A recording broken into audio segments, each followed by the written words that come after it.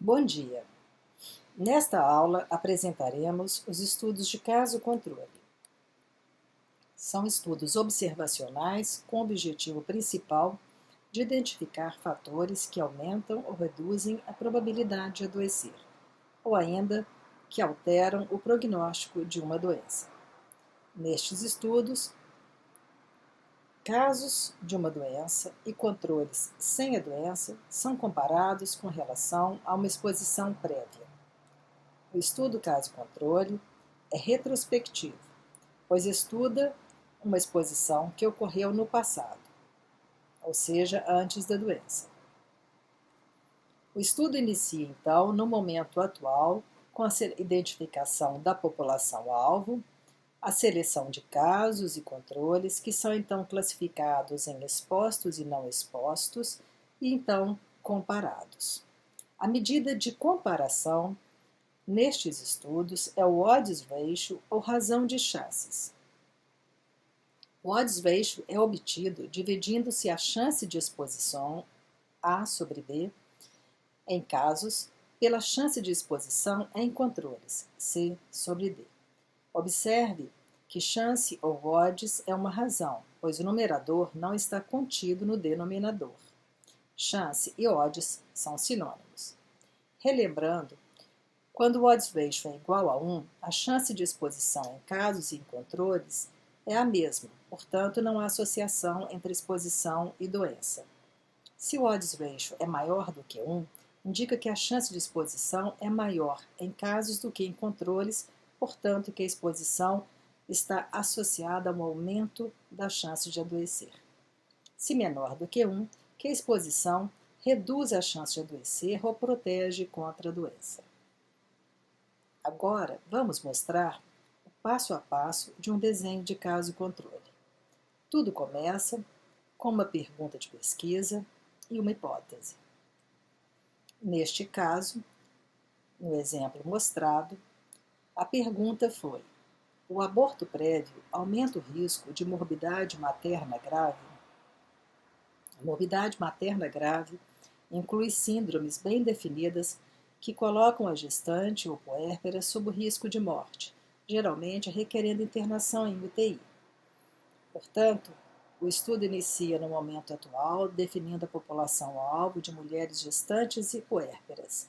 Casos de morbidade materna grave são selecionados e controles sem complicação grave são selecionados. Classificados, então, pela história de exposição prévia ao aborto e podendo, ao final, sendo comparados. O passo 2 é a seleção de casos. Critérios objetivos e claros devem ser usados para evitar incluir falsos positivos no estudo. Sempre que possível, casos incidentes devem ser incluídos para evitar que a doença altere o status ou intensidade da exposição estudada. Quando não é possível obter casos incidentes, usa-se casos prevalentes, por exemplo, malformação congênita. O terceiro passo é a seleção dos controles. Ela é chave para evitar vieses.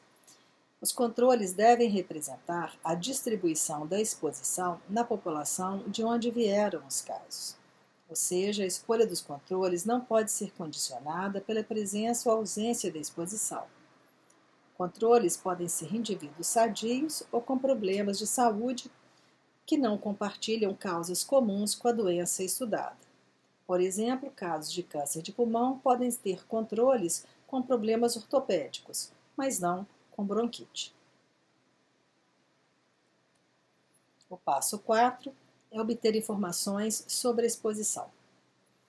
Os procedimentos adotados devem ser padronizados e o mesmo para casos e controles. Quando possível, entrevistadores devem desconhecer as hipóteses testadas e, se possível, quem é caso e quem é controle. Informações sobre outros fatores relacionados com a doença e com a exposição devem ser obtidas, os chamados fatores de confusão. Relembrando, fatores de confusão são fatores que podem explicar uma associação entre exposição e doença no estudo e que precisam ser controlados por meio de análise estatística ou no desenho do estudo. Vejam o resultado do estudo sobre morbidade materna grave. A tabela mostra que a história de aborto prévio aumentou a chance de morbidade materna grave em 1,72 vezes ou em 72%. Observem que o intervalo de confiança de 95% não passa pela unidade, indicando que a associação é estatisticamente significante. Há dois tipos de estudo de caso-controle: não pareado, como o que acabamos de ver, e pareado. Pareamento entre casos e controles visa remover o efeito de um fator de confusão sobre a associação estimada. Basicamente, para cada caso identificado, seleciona-se controles com características similares, com frequência, sexo e idade. Veja o exemplo do slide. Um caso controle pareado pelo sexo e faixa etária, para cada caso homem de 30 a 35 anos, seleciona-se um controle também do sexo masculino de 30 a 35 anos.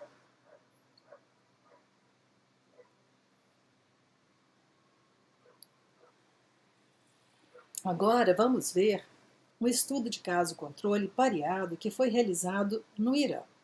A pergunta do estudo foi: o consumo de chá quente aumenta o risco de câncer de esôfago?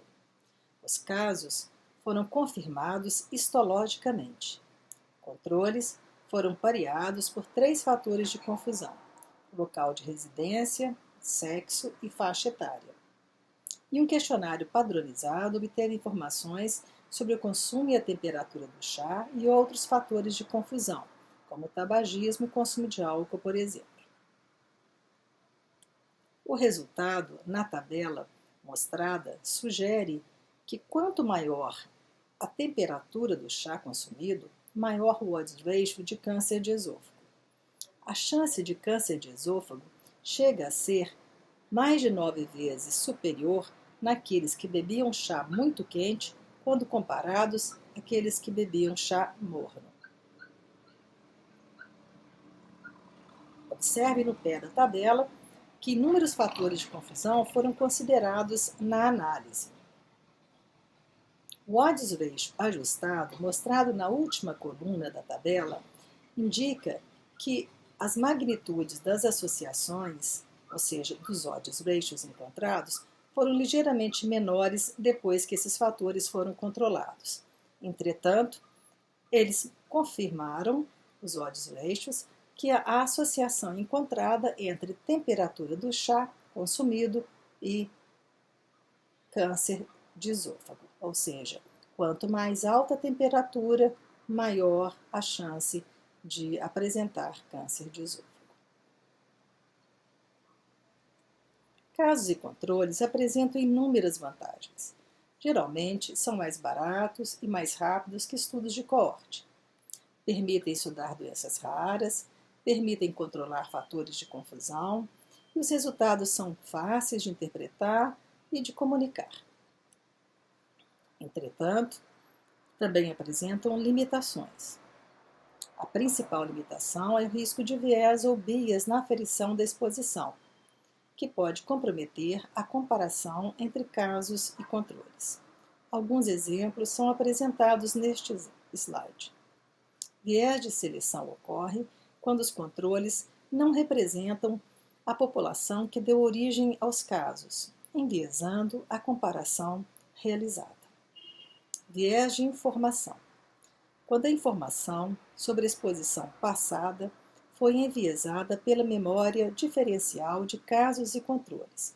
Por exemplo, não é infrequente que indivíduos doentes sejam mais motivados para lembrar comportamentos prévios do que controles não doentes. Isso pode acarretar uma distorção na classificação da exposição em casos e controles e, portanto, comprometer a comparação entre eles.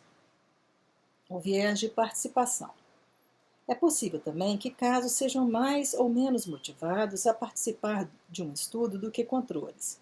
e esta motivação pode estar relacionada à exposição de interesse, tornando a comparação entre casos e controles também enviesada. Finalmente, o viés de sobrevida é mais comum quando o estudo é feito com casos prevalentes, pois nem sempre é possível separar se o fator estudado influencia a duração da doença ou a sua incidência, pois quanto mais tempo a pessoa fica doente, quanto maior a duração de uma doença, maior a chance do indivíduo ser incluído no estudo.